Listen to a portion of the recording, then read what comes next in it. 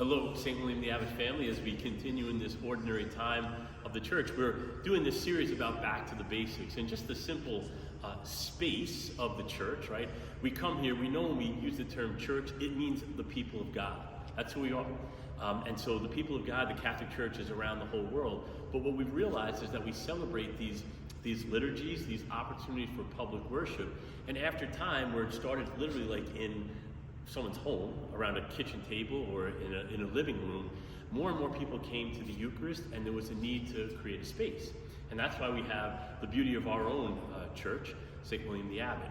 And it started as an old country church, right? We talked about William Morgan, who was the butcher who allowed us to use his shop, and then eventually we bought the land here at St. William the Abbot and built that tiny or small country church. And because so many people have come to the Mass and to the Eucharist and to the parish, we need to grow bigger and bigger. Believe it or not, after World War II, the number of families just here at St. William the Abbot went up to about 8,500 families. Amazing, the big boom that occurred there. And so they needed to create this structure or this space to have worship.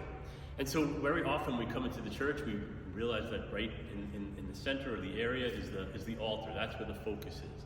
But believe it or not, well, so often we call it the back, but the front of the church is called the vestibule, right?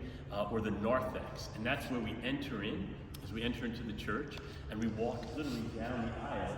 This aisle area, so the narthex is where we enter in, or the vestibule, and then we come into this place called the nave. Almost think of like the navel, right, the middle part. This is where a lot of the seating occurs, but it's that center area of the church called the nave.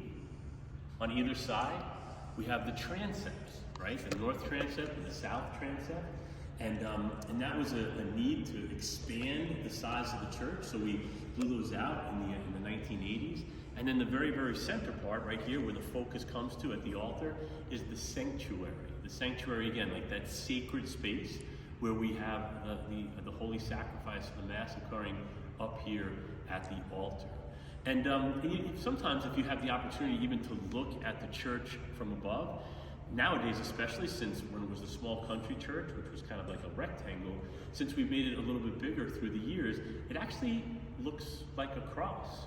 And so that image of the cross going to the cross, the sacrifice at the altar, the sacrifice at Calvary, it kind of all comes into why we gather here, right? Why we gather here as one community of faith to re-present that.